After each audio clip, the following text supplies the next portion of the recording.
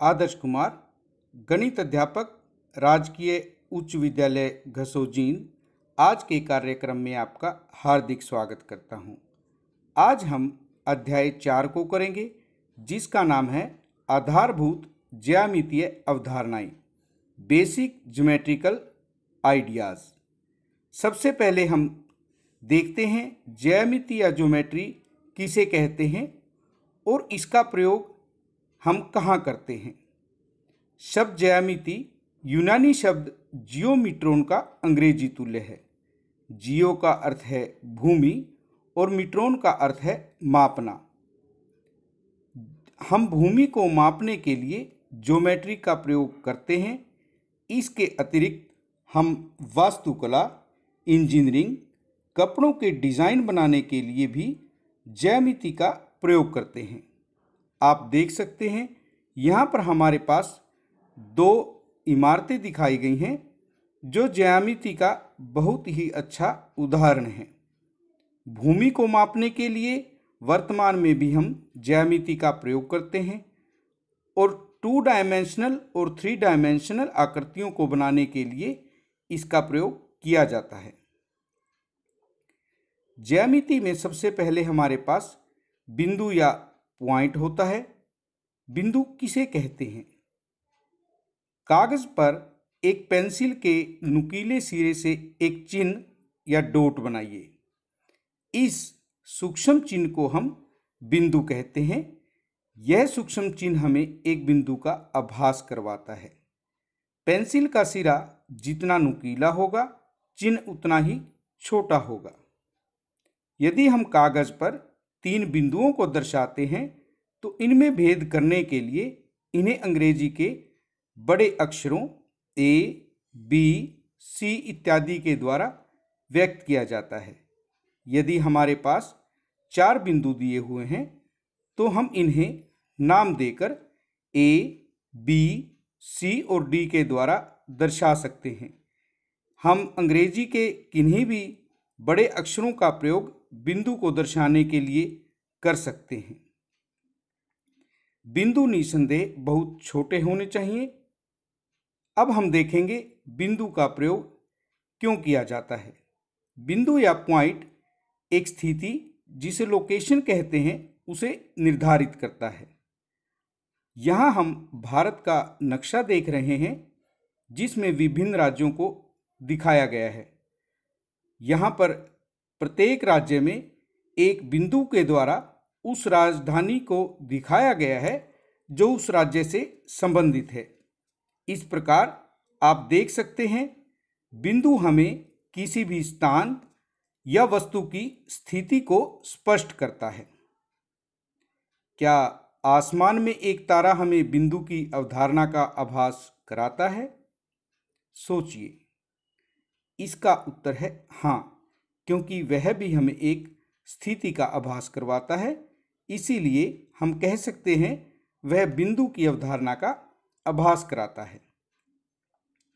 इसके बाद हम रेखाखंड के बारे में सीखेंगे, जिसे हम इंग्लिश में लाइन सेगमेंट कहते हैं। लाइन से स्पष्ट है, रेखाखंड लाइन से मिलता जुलता है। एक कागज को मोड़कर खोलने पर रेखाखंड का आभास कराता है। आप एक कागज लीजिए, उसे मोड़कर अच्छे से दबाएं। जब आप उसे खोलेंगे तो आपको एक चिन्ह बना हुआ मिलेगा। इसी को हम रेखाखंड कहते हैं। एक बॉक्स का किनारा, एक पोस्ट कार्ड का किनारा, आपके रूलर का किनारा, यह सब हमें रेखाखंड का आभास करवाते हैं। कागज पर 2 बिंदु अंकित कीजिए।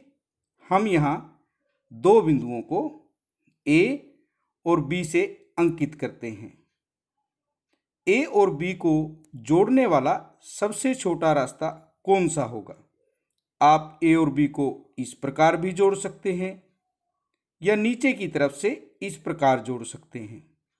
क्या आप सोच सकते हैं इसके अतिरिक्त कौन सा रास्ता होगा जो इन्हें जोड़ेगा? आप रूलर के द्वारा इस प्रकार इसे जोड़ सकते हैं और यह जो सबसे छोटा रास्ता होगा, यही हमारा रेखाखंड होगा। आपको याद रखना है, रेखाखंड की लंबाई निश्चित होती है और हम रेखाखंड को माप सकते हैं। रेखाखंड में 2 अंत बिंदु होते हैं जिन्हें हम एंड पॉइंट्स कहते हैं। अब हम रेखा के बारे में सीखेंगे जिसे हम लाइन कहते हैं। यदि किसी रेखाखंड को बिना किसी अंत के दोनों तरफ बढ़ा दें तो हमें रेखा प्राप्त होगी। रेखा का नाम हम किस प्रकार रख सकते हैं? हम कोई भी एक रेखा लें और उस पर 2 बिंदुओं को अंकित करें तो हम उसे उन बिंदुओं को लिखकर नाम दे सकते हैं। यहाँ हमने रेखा पर ए और बी बिंदु लिए हैं, हम इसे रेखा ए बी या रेखा बी ए कह सकते हैं। किसी भी रेखा की लंबाई निश्चित नहीं होती और हम उसे नहीं माप सकते। हम इसे अंग्रेजी के छोटे अक्षर के द्वारा भी दर्शा सकते हैं। यहाँ हमने एक रेखा को एम के द्वारा दर्शाया है। प्रतिच्छेदी रेखाएं, जिन्हें हम इंटरसेक्टिंग लाइंस कहते हैं। अंग्रेजी का अक्षर एक्स आपने अवश्य देखा होगा। इसमें 2 रेखाएं एक दूसरी को काटती हुई प्रतीत होती हैं और जब 2 रेखाएं एक दूसरी को एक बिंदु पर काटती हैं तो हम उन्हें प्रतिच्छेदी रेखाएं कहते हैं। आपने परस्पर काटती हुई सड़कों को अवश्य देखा होगा। इन्हें भी हम प्रतिच्छेदी रेखाओं का उदाहरण मान सकते हैं। क्या 2 रेखाएं एक से अधिक बिंदुओं पर प्रतिच्छेद कर सकती हैं? हमने यहाँ एक रेखा को लिया और दूसरी रेखा बिल्कुल इसके ऊपर स्थित है। दोनों में अनेक बिंदु उभयनिष्ठ हैं, हम इन्हें संपाती रेखाएं कह सकते हैं। अब आप सोचिए कि क्या 2 से अधिक रेखाएं एक ही बिंदु पर प्रतिच्छेद कर सकती हैं? यहाँ पर हम देखते हैं 2 रेखाओं को एक तीसरी रेखा 2 बिंदुओं पर प्रतिच्छेद कर रही है। क्या आप कल्पना कर सकते हैं कि क्या 3 रेखाएं केवल 2 बिंदुओं पर प्रतिच्छेद कर सकती हैं? अपनी नोटबुक लीजिए और सोचिए कि क्या इससे अधिक बिंदुओं पर भी ये प्रतिच्छेद कर सकती हैं? और यदि हमें एक और रेखा इस प्रकार दी हुई हो तो अब हमारे पास कितने प्रतिच्छेद बिंदु बने हुए हैं? आप इन बिंदुओं के नाम लिखिए और उन्हें नोट कीजिए। समांतर रेखाएं, जिन्हें हम पैरेलल लाइंस कहते हैं। जब 2 रेखाएं किसी भी तरफ बढ़ने पर कभी नहीं मिलती, समांतर रेखाएं कहलाती हैं। यहाँ हमारे पास 2 रेखाएं दर्शाई गई हैं। यदि हम इनका अंतर देखें एक सिरे से दूसरे सिरे पर और उसके बीच में कहीं भी, तो वह अंतर समान रहता है। समान अंतर होने के कारण ही इन्हें समांतर रेखाएं कहते हैं। क्या हम इसके लिए किसी चिन्ह का प्रयोग करते हैं? समांतर रेखाओं के लिए हम इस चिन्ह का प्रयोग करते हैं। यहाँ हमारे पास एक आकृति दर्शाई गई है जिसमें हमारे पास ए, बी, सी, डी, ई, एफ, जी और एच बिंदु दिखाए गए हैं। यह आकृति मेज के प्रतिरूप को दर्शाती है जिसमें ए, बी, सी, डी के द्वारा हमने मेज का ऊपरी सिरा दिखाया है। हम कह सकते हैं यहाँ भी हमारे पास समांतर रेखाएं बनती हैं। ए बी और सी डी समांतर रेखाएं हैं। मेज के किनारे हमें रेखाओं का आभास करवाते हैं। ए बी के सम्मुख हमारे पास सी डी भुजा है। क्या आप इसके अतिरिक्त और कोई समांतर रेखाएं बता सकते हैं? उन्हें अपनी नोटबुक में नोट कीजिए। अब हम किरण के बारे में सीखेंगे जिसे हम इंग्लिश में रे कहते हैं। आपने टॉर्च की लाइट को अवश्य देखा होगा। टॉर्च से निकली प्रकाश की किरणें और सूर्य से निकली किरणें। यहाँ पर हमने किरण शब्द अवश्य सुने हैं। किरण रेखा का एक भाग होता है। यह एक बिंदु से प्रारंभ होती है और इस बिंदु को हम प्रारंभिक बिंदु कहते हैं, जिसे इंग्लिश में इनिशियल पॉइंट कहा जाता है। यह एक दिशा में बिना अंत विस्तृत होती है और इसे एक तरफ तीर का चिन्ह लगाकर दर्शाया जाता है। जिस तरफ हमारे पास तीर का चिन्ह नहीं है वह हमारा प्रारंभिक बिंदु है। यदि हम इस पर दो बिंदु लें तो इसे किस नाम से दर्शाएंगे? सबसे पहले आप इसका प्रारंभिक बिंदु बताइए जहां से यह शुरू होती है। क्या आप इस बिंदु का नाम बता सकते हैं? यह बिंदु हमारे पास M है और इसे हम किरण MN कहेंगे। अब कुछ प्रश्नों को हम हल करेंगे। यहाँ हमारे पास एक आकृति दी है जिसमें 5 बिंदु अंकित किए गए हैं। सबसे पहले हमें इन 5 बिंदुओं के नाम बताने हैं। बिंदु D, E, O, B और C हमारे 5 बिंदु हैं। यदि हम रेखा की बात करें, हम 2 बिंदुओं का प्रयोग करेंगे जिससे हमारे पास रेखा को दर्शाया जाएगा।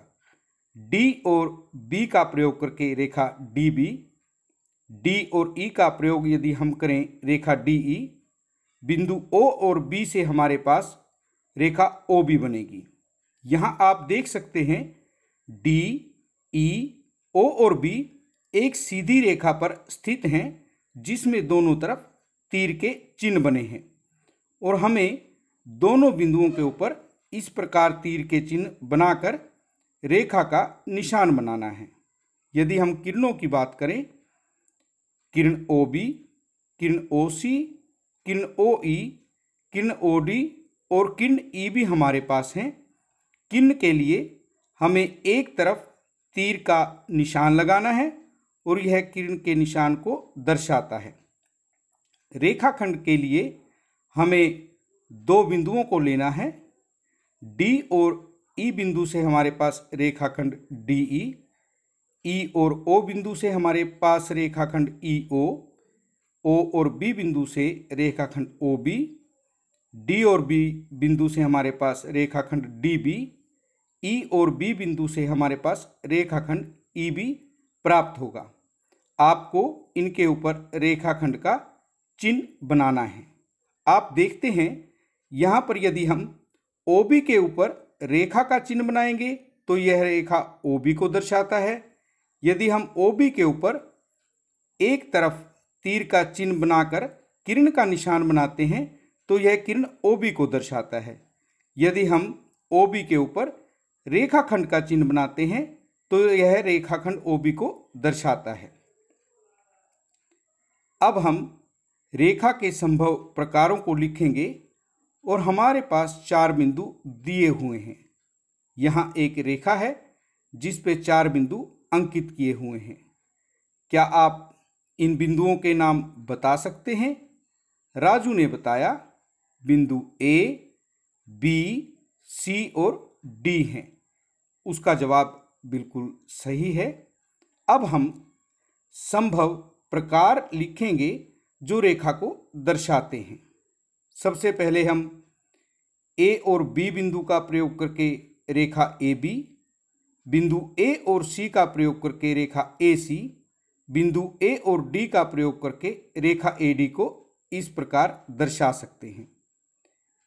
बिंदु B से A की तरफ रेखा BA, बिंदु B से C की तरफ रेखा BC, बिंदु B से D की तरफ रेखा BD को दर्शाया जा सकता है।